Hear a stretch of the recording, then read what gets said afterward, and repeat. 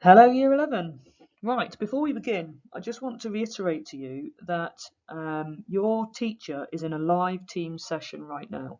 So over this next 50 minutes that you're doing this lesson, your teacher is available for you to ask questions to them, and they will help you with anything that you don't understand or any questions that you may have. The way the session will work then is I'm going to narrate over this PowerPoint, and there will be tasks for you to complete. When you have to complete a task, you need to pause the YouTube clip and complete the task, and then you can carry on. So today we're looking at urban sustainability, and we're looking at the features of sustainable urban living. And what that means is looking at cities that have been designed or are being improved so that they are more sustainable. That means that they're long lasting, that they limit damage to the environment, society and the economy, so that in years to come they are thriving environments where people live. So it's all about reducing damage. There are three things that we're focusing on: water and energy conservation, waste recycling, and creating green space. These are three of the main features of a sustainable city. So cities have inputs and outputs. When you look at the picture in front of you, you've got a large city there with lots and lots of urban development. And you can see on the left hand side, these are the inputs to the city. So we've got food. Most of it is grown outside the city on farms, or it's imported from abroad. We've got water, which is taken out of the rivers, or it's taken from underneath the ground, and it's stored in reservoirs, and then it's piped from the reservoirs to the different properties. Then you've got energy, much of which will come from burning fossil fuels, which will be drilled or mined for, or energy will come from renewables if our city is becoming more sustainable. And then we've got other resources that you'll need, like building materials, so wood, concrete, and any other kinds of resources that we consume on a day-to-day basis. So those are all the inputs into a city. Then you've got the output. Cities generate waste. A lot of it ends up at landfill sites, which are outside the city, or it's burnt. Cities also generate sewage from when we've gone to the toilet. This will be treated in sewage works before it's then returned back to the rivers. And finally, we generate pollution. Pollution can be noise pollution, it can be air pollution, it can be water pollution, even light pollution. Pollution can spread beyond the city in the air or in water, because obviously those two things flow and move. So we've got our inputs and our outputs. The photo of the city in front of you doesn't look particularly sustainable, in the sense that we can't really see much evidence of things like green space or renewables or anything like that. So this is just a photo of a city showing you that there are inputs making that work, and then there are outputs that it generates. So here we have a diagram, if you like, and it says in the middle, a sustainable community is one that is, and there are lots of different factors in the segments around the circle. I'd like you, as a little task, to pause this YouTube clip, and for each of those segments, I want you to consider what each would look like if it was sustainable. So I've done two of them. I've done two examples. So where it says a sustainable community is one that is, and it has equity, I've put that in terms of equity, the community would be fair and it would be equal in terms of the people that live there would be treated equally. There would be systems in place to try and make things fair so as people aren't disadvantaged or discriminated against. So it would be an equal society. I've done another one as well. I've done economy. So a sustainable community that has a sustainable economy, the economy would be thriving and it would be well balanced. There would be variety of opportunities, probably in the different sectors, like in the primary industries, the secondary industries, tertiary and quaternary. So there'd be good balance. That would make a sustainable economy. So I want you to look at the other segments now, and you don't have to write anything down for this, but I do want you to pause this and think of a sentence, just like I've done there, one sentence for each, a sentence for each of the other segments on what it would look like if it was sustainable. So pause it after 3 and then move on when you're ready. 3, 2, 1, pause. Okay, so this is the diagram as it's completed. So you've probably, let's go around it. So we've got houses and built environment would be well designed, well built, not going to fall down. It might even have been built in a sustainable way as well. For social and cultural, it's going to be active. There's going to be lots of inclusion. It's going to be a safe environment for people with not very much crime. For governance, we'd expect it to be well run. We'd expect it to be democratic, and people have freedom of speech and choice and can vote people into power. For transport and connectivity, we'd expect it to be well connected, lots of public transport systems and a variety. So we might have trains, we might have trams, we might have bus routes and cycling routes, etc. For services, we'd expect it to be very well served. And environment, we'd expect it to be environmentally sensitive. So people are environmentally minded and the city is trying to improve the environment. So in order to achieve those things that you've just seen in those segments, we need strategies, sustainable strategies, and that's what this diagram is showing. So we need cities that provide plenty of green spaces for people to enjoy. Park areas, for example, or areas around rivers, wetlands, forests, places that you can go and enjoy, or places that are there for the wildlife. We should be recycling water to conserve supplies. So things like capturing rainwater that's fallen on your roof into guttering and then into water butts and then using it to water the garden, things like that. So we should be trying to recycle water. We should be trying to reduce the reliance on fossil fuels. So we should be trying to build more renewable options rather than burning coal and oil and gas, which is terrible for the environment. We should be rethinking transport options as well. So we should be trying to make people stop using their cars and using public transport instead, or walking or riding a bike to work, so they're not polluting the environment. Keeping city wastes within the capacity of local rivers and oceans to absorb them and making sinks for the disposal of toxic chemicals. Most of our waste ultimately ends up in rivers and oceans, and so what this is suggesting is that we shouldn't exceed the capacity of those rivers and oceans. So our waste that enters them should be treated before it enters them, and it shouldn't exceed their capacity, so it shouldn't cause any further problems. We should involve local communities and provide a range of employment opportunities. That's to keep everybody in work, so everybody's got a job to do, therefore they're paying tax, which obviously leads to a multiplier effect and further development. And involving local communities, really it means that they have a voice, that they're able to say what it is that they want and what they feel would benefit them. And then that way people feel much happier because they've been included as part of the process in improving their own lives. And that obviously makes a sustainable society. We should try and conserve culture and historical buildings and environmental sites, again, because things like that, they're our history, so they are important to us. And also they can generate money through tourism.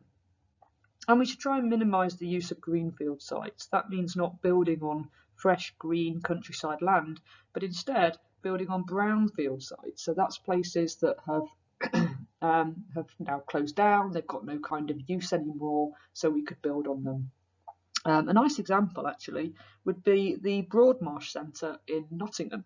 The Broadmarsh Shopping Centre now has been demolished, or it's in the process of being demolished, and it'll be turned into something else. Same with the Broadmarsh car park, that's now been demolished totally and it's turned into something else. So that would have been a brownfield site. Little task for you here. Again, I want you to pause the YouTube clip, and I want you to try and think of examples of where these things are being done in Nottinghamshire. So go around your list. I've just started you off at the bottom with the greenfield sites. I made a suggestion, Broadmarsh Centre. You might think of some other examples in your local area of where something has closed down and become disused, and eventually it's been demolished and rebuilt into something new. Try and think of as many examples for each of these strands on the brainstorm as you can, and then restart the show. 3, 2, 1, pause. Okay, we're going to look at Freiburg in Germany. Freiburg is a sustainable city. It's leading the way in the whole of Europe for being sustainable. Here are some photos showing you just images from around the city. Again, I want you to pause the show right now, and I want you to list as many sustainable features as you can identify in the images. 3, 2, 1, pause. Okay, so there's probably lots of things that you've mentioned, like for instance, top left, we've got a tram, so we've got sustainable transport, but not only that, underneath the tram it's not paved, they've actually left it as green space. Now it's not space that the public can enjoy because obviously it would be dangerous, but it does mean that when it rains, the rainwater can seep down into the ground rather than flowing over the surface of concrete. It also means that the grass that's growing will give off oxygen and remove carbon dioxide out of the atmosphere, and it creates habitats for wildlife and insects. So actually it's a very sustainable method. I've got two things there. Top picture in the middle shows recycling, where people are putting glass into one bucket, they're putting packaging into another, general waste into another, recyclable plastics, etc. into another. So they're separating out the waste and they're treating it all and recycling. Then we've got the top right, we've got people going around on bikes, which is a sustainable form of transport. We've got people walking. Again, you can see plenty of green areas. We've got loads and loads of trees, and they'll be putting lots of oxygen into the environment. The air looks clean, the place looks tidy, there's no littering, it doesn't look like there's much crime. So in terms of society, it looks like a really nice place to live. Then we've got the picture at the bottom left. You might have picked out things like the green roofs on the buildings. That's people having what we call living roofs. So they've actually planted plants on the roofs. And these will be providing oxygen, removing carbon dioxide, and they'll also be filtering any kind of rainwater that lands on them. And that's part of a rainwater recycling method. Then in the bottom right, again, you can see green space, you can see trees. And on the tops of the buildings, we've got loads of solar panels. So we've got plenty of renewable energy. Okay.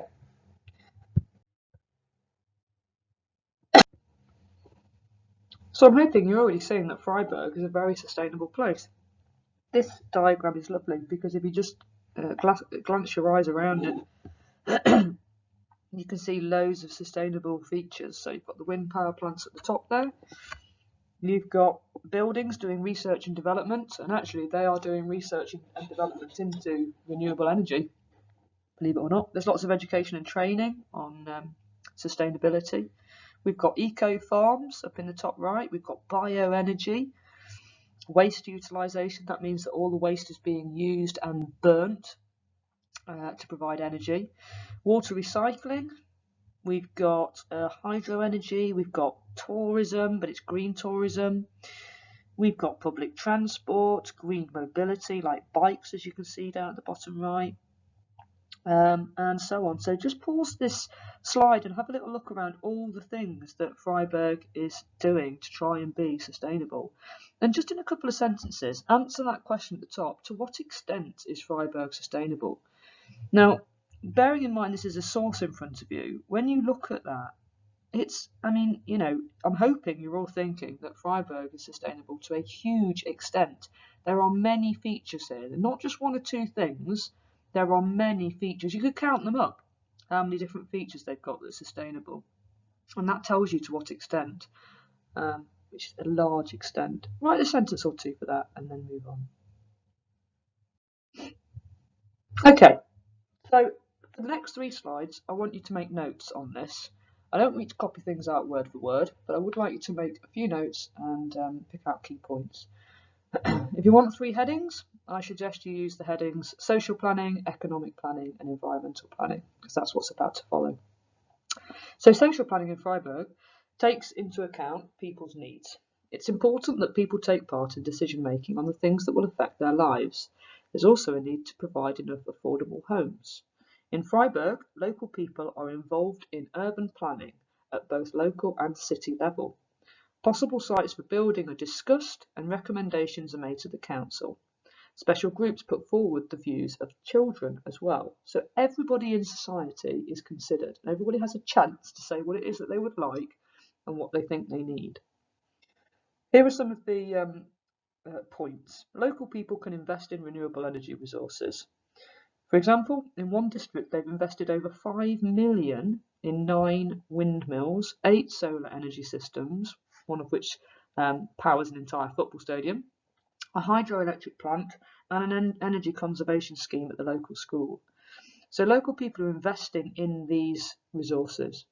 Secondly, in addition to financial returns, investors receive free football season tickets.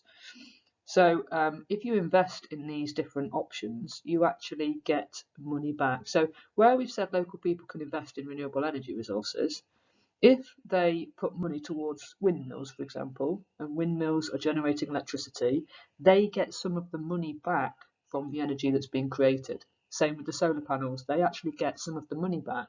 So yes, they're spending money in investing in them, but then they get some of the returns as well. And what it's saying in that second point is they also get things like football tickets, season tickets to go and watch their local team. So of course they're getting incentives, which means that they're more likely to invest. The third thing there, say financial rewards are given to people who compost their green waste and use textile nappies. So for instance, a lot of us do composting at home. And what this is saying is you'll actually get money back. So if you, I don't know, you mow the lawn and you cut down a load of shrubs in the garden or prune some trees, instead of putting all that waste into the bin and having the bin people take it away, you compost it in your own garden and you're actually given money for doing it. I suppose you can probably even sell the compost on as well. Same with nappies. Most people tend to go and buy nappies from the supermarket, like Pampers, and they're disposable. You use them and then you take them off the baby and you throw them straight in the bin. And it's terrible for the environment. Textile nappies are basically cloth ones, so you can wash them. And that's what people do. They take them off the baby, they put them through the washing machine and they reuse them again. So it's much better for the environment. So that's social planning. Economic planning involves providing people with employment. Freiburg is a city where people come to attend conferences on sustainability, and this provides jobs for local people. Many jobs have also been created in the research and manufacture of solar technology. What you're seeing in front of you is a picture of a solar factory. So this is a factory making solar panels and it's based in Freiburg. It employs over 250 people. So they're actually, in trying to make the city more sustainable and making things like solar panels, they're actually offering people jobs at the same time. As well as jobs, they're giving them all the kind of training that they need. And people come for conferences in this particular place and learn all about it. So not only is Freiburg a really sustainable place, but they're actually training people in how to be sustainable as well. So people come from all over the place, from all over the country, to conferences here in order to learn more about it. So it provides loads of jobs. And it says there, Freiburg Solar Valley, more than 10,000 people are employed in 1,500 environmental businesses in the city. More than 1,000 people are employed in the solar technology industry, producing advanced solar cells and machinery to make them. So we've got a factory there employing loads of people, providing jobs, providing education, providing training. So we've got, because we've got jobs being created, that will obviously support the economy in the local area. If you heard banging in the background, that was a fireworks display outside. Finally, we've got environmental planning in Freiburg. That ensures that resources are not wasted and the environment is protected for future generations. One of the key strategies for making cities more sustainable is to reduce the amount of waste being produced by reusing and recycling as much as possible, and it involves the use of brownfield sites.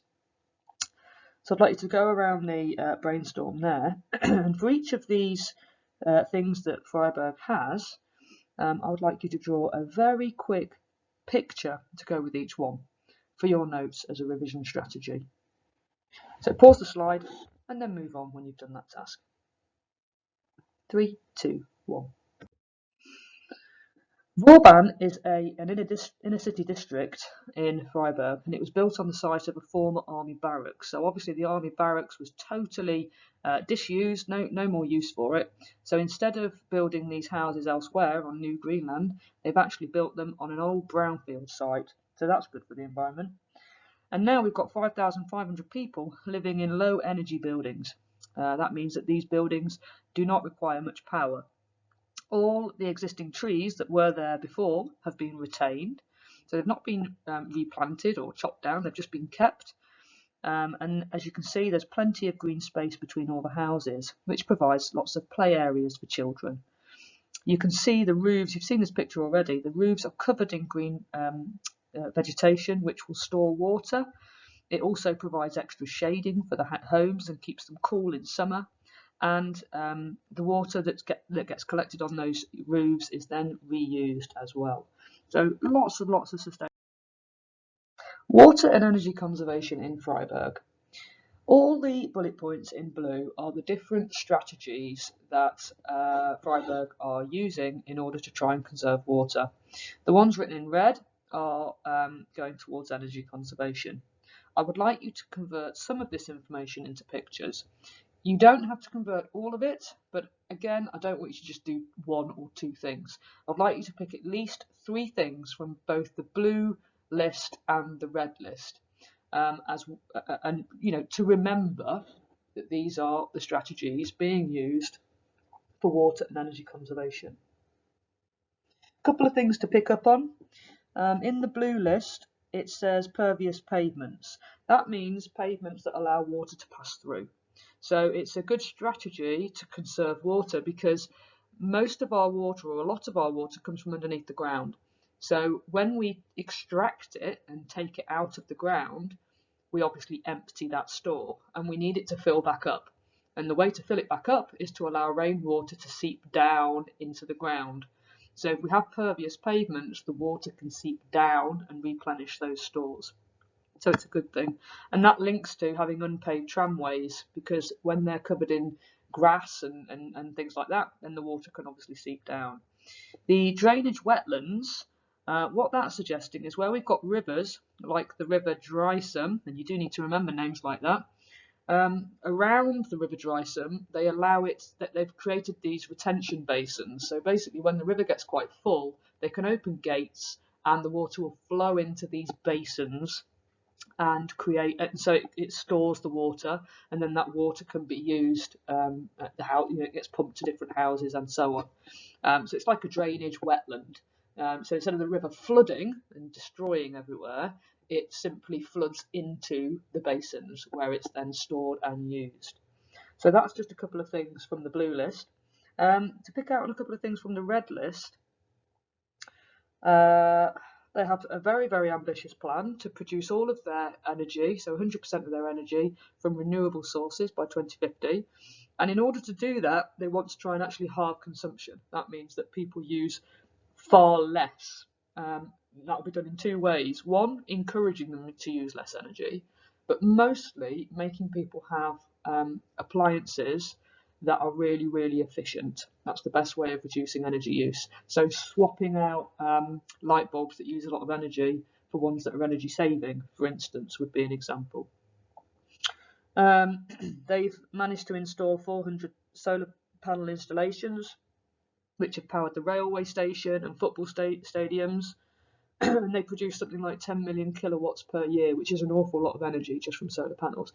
Freiburg is actually a very, very sunny place in Germany, so solar panels are perfect. Biomass is where you're burning wood and rapeseed oil to create energy, and biogas is burning organic waste. So the stuff that you put in your bin, your kitchen bin, that's not recyclable, like food waste, so potato peelings, when you scrape your plate into the bin of stuff that you don't want to eat or whatever, that's your organic waste, and that's burnt and it produces biogas, and that gas in Freiburg is enough to actually heat the 3 major swimming pools in the city.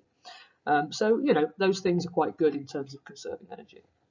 Convert some of that information, please, at least 3 of the points from both of those lists into pictures, and then move on with the lesson.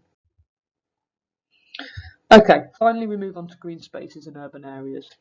The provision of open spaces contributes to sustainability in both economic and environmental terms.